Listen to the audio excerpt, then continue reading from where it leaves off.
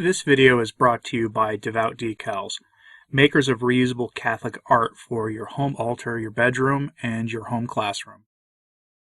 Last weekend, the Catholic Identity Conference was held in Pittsburgh. You've probably heard about it. Predictably, the diocese and the bishop in Pittsburgh made sure that every good Catholic knew the conference was not authorized by the diocese, and that they, the diocese, formally recommended that every good Catholic stay far away from it. Now, for what reason?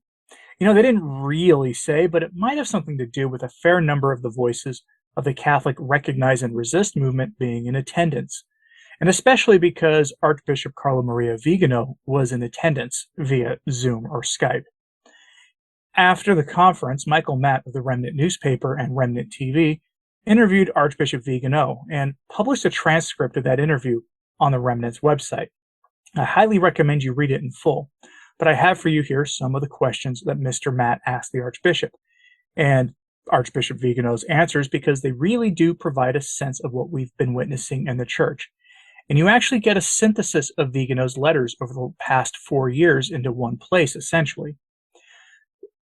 This is an interesting document to combine in light with the historic document that I uploaded this past Saturday morning for you. Time magazine bragging of helping change the Catholic Church that they published immediately after the Second Vatican Council. It was an admission of the triumph of the Modernists. For context for what much of Vigano is saying here, I highly recommend you watch that after this one. But for now, let's go down to Archbishop Vigano and Mr. Matt's conversation.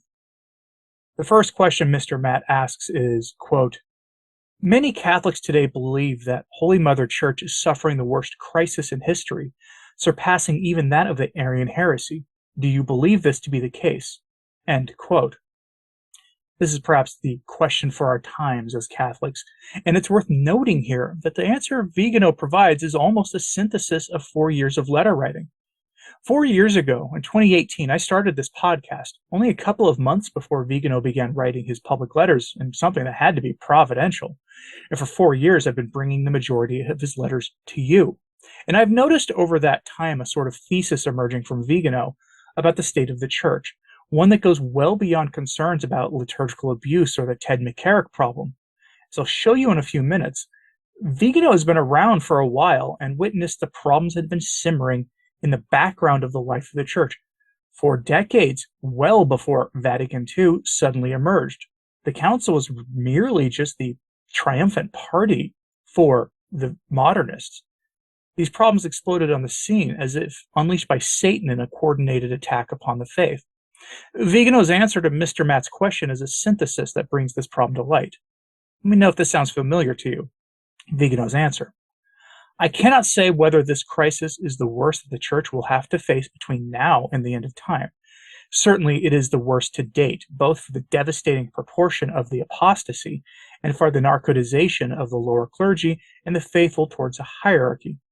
On other occasions, the persecution was more ferocious, but it found resistance in the bishops and opposition in the Catholics, who could look to the See of Peter as a beacon of truth and an obstacle to the establishment of the kingdom of the Antichrist. Today, the catechon has passed away, at least temporarily, and the Apostolic See is occupied by a declared enemy of the Church of Christ. Never in history have we witnessed a systematic betrayal of the faith, morals, liturgy, and ecclesiastical discipline, favored and even promoted by the supreme authority of the Church itself, in the complicit silence of the hierarchy and in the uncritical acceptance of many of the clerics and the faithful. The gravity of this situation is increased by the fact that the work of dissolution of the embedded Church advances in sync with the subversive action of the embedded state in the nations, causing the faithful Catholic to be the object of a double attack as faithful and as citizens.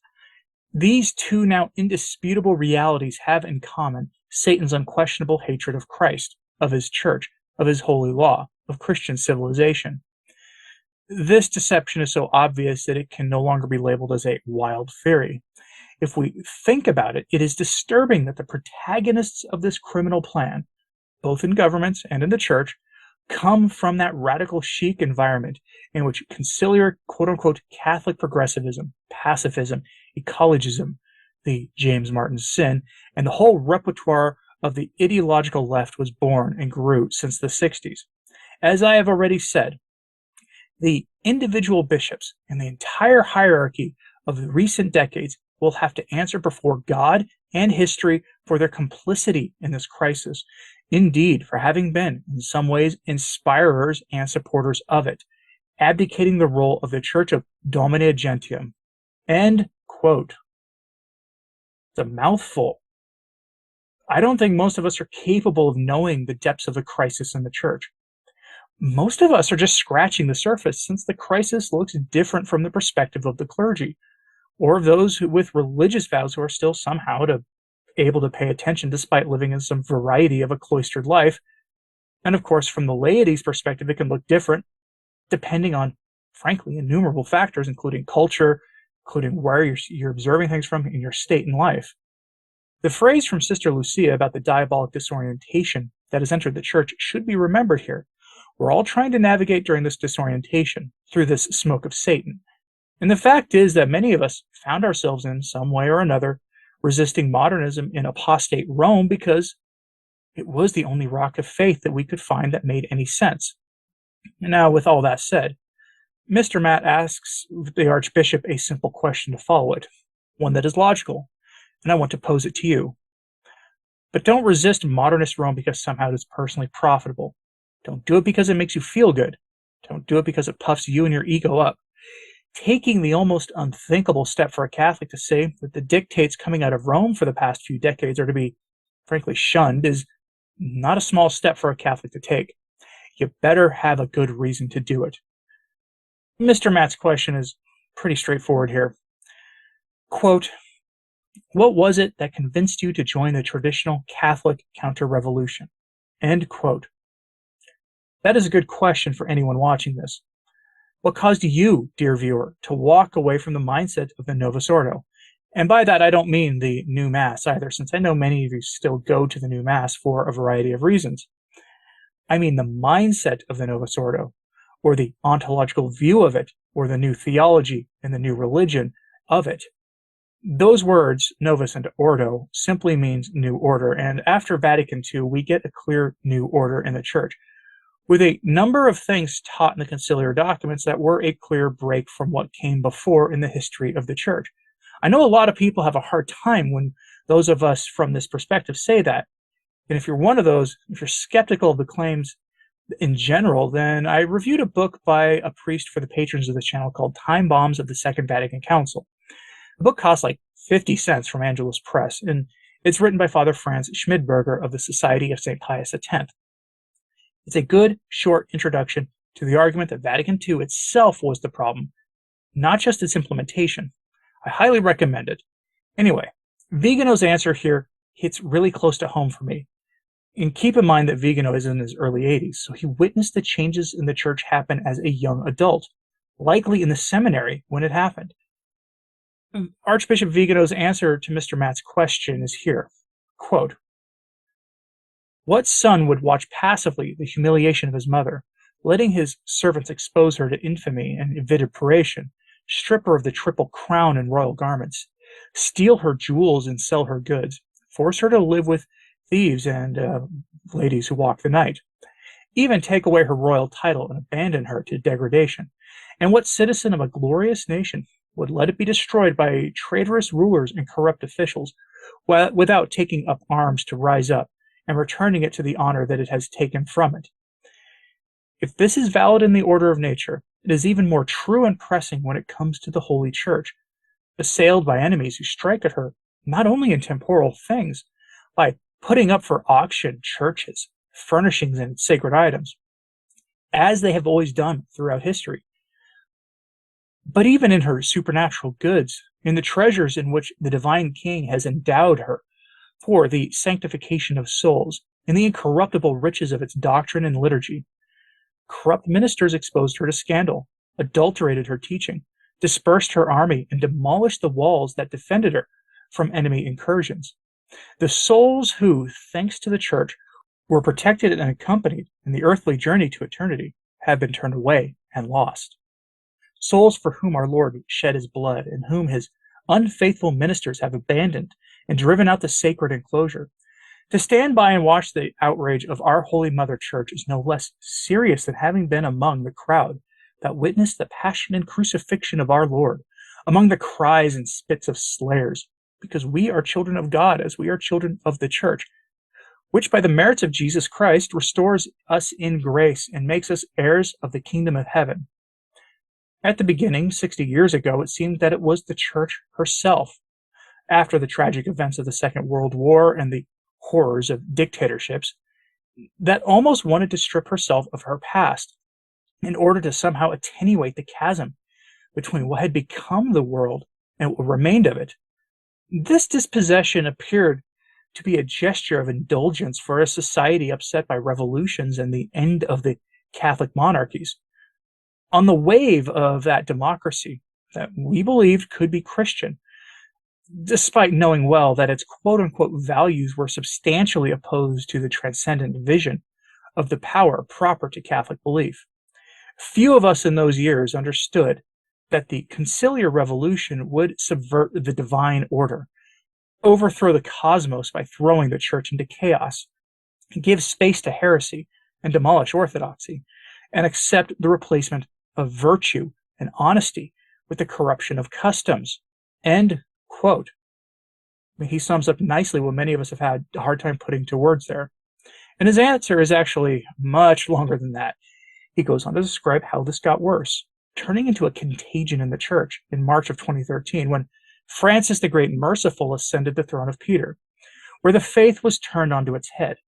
Again, it's worth reminding you that Vigano witnessed this change firsthand, unlike many of us who are of the generations who came either after the council or were too young during the council to really even be aware that anything was going on.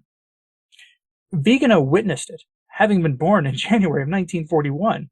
Vigano will turn 82 years old this coming January, and he has seen a lot of upheaval in the church. He would have been a young seminarian during the council, and frankly, all reports say that during the council, the seminaries were a total mess because a lot of the upheavals were put in place there first. Now, the last part of this interview I'll cover here is the question of obedience. There are a whole host of Catholic YouTubers whose arguments boil down to, just obey, trad, just obey. It's the Catholic thing to do. Mr. Matt asked Vigano about obedience. Aren't we just to obey? Here's Mr. Matt's question, quote, is it accurate to say that obedience, as a natural rather than a theological virtue, must first and foremost be in the service of the faith, and that as such obeying our Modernists in positions of authority could be sinful? End quote. Good question. I have always contended that we are to obey the faith first, not the human element of the church. For most Catholics throughout most of the history of the church, the two actually weren't in conflict most of the time, but they obviously are now and have been for 60 years. Here's Vigano's response. Quote, obedience is a natural virtue, opposed by disobedience, a failure of obedience, and servility, an excessive obedience. But obedience is not due to just anyone, but only to those who are constituted in authority, and within the limits that legitimize the exercise of the same. In the church, obedience is ordered to its ultimate end, that is, the salvation of souls in the unity of the Catholic faith. The authority is established to guard the faith, cannot legislate against it, precisely because it draws its power from the same source, that is, the supreme God and lawgiver, who cannot be in contradiction with himself. Obeying an illegitimate order to please those who exercise authority corrupts obedience, which is no longer obedience but servility. I would also like to point out that those who today demand blind, prompt, and absolute obedience from the faithful are the same who, when authority is exercised by the good, turn against it. Those who cancel the entire magisterium in the name of the Second Vatican Council and the synodal path are the same ones who tear their garments before those who refuse to accept the permanent revolution of Amoris Laetitia and Traditionis Custodes. The problem, as we see, lies in the crisis of authority, which does not accept submission to the supreme authority of God, which it must do in first order to be legitimate. End quote. In other words, the authority in the church right now is not legitimate and hasn't been for some time. Mr. Matt immediately follows this up with an obvious question that is something we should all consider. And I'll close out this video and my coverage of this interview with this because I encourage you to read the whole thing for yourself. It's up on the Remnants website, or you can find a link to that in my show notes today at returntotradition.org so you can read it for yourself. But here's the obvious follow-up question from Mr. Michael Matt. Quote, how do you respond, however, to those who note that Christ was obedient even unto death, and that is what we are called to do? End quote. Again, that is a good question. We are told to just obey no matter what.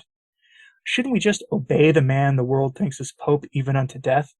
Even unto spiritual death? Some Catholics act as if the highest dogma of the faith is blind obedience to human authority.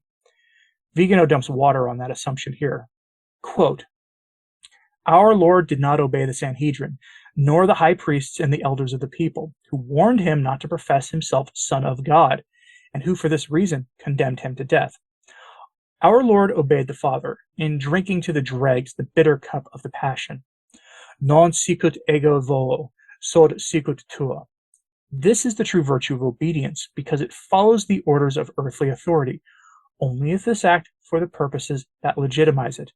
Just as it was not legitimate for the Sanhedrin to question the divinity of Christ, but rather knowing the scriptures, they should have recognized in him the promised Messiah.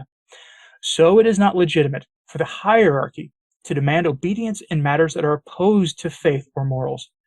We too, following the example of Christ and strengthened by the warning of St. Peter, repeat, we must obey God rather than men.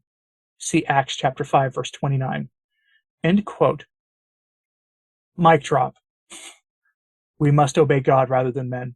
Anyone who can say, just obey, while the Vatican permits the German bishops, the Flemish bishops, and the various synods around the world to call for changes to Catholic morality on non-negotiable things, probably doesn't have the faith.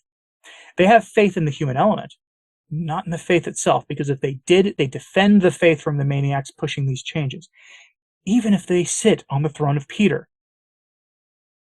But that's enough for me for now. Like I said, I encourage you to read the full interview for yourself. So head over to either the Remnants website or to returntotradition.org to find the link in the show notes to read it for yourself, because there's a lot there, more there. This video could have been half an hour, 45 minutes long if I went over the whole thing. But let me know what you thought of this in the comments, please. Like and subscribe if you haven't. It really does help. As is sharing this on social media, that helps enormously as well. Our posts at YouTube here, like it when you do that. As always, pray for the church. I'm Anthony Stine. Ave Maria.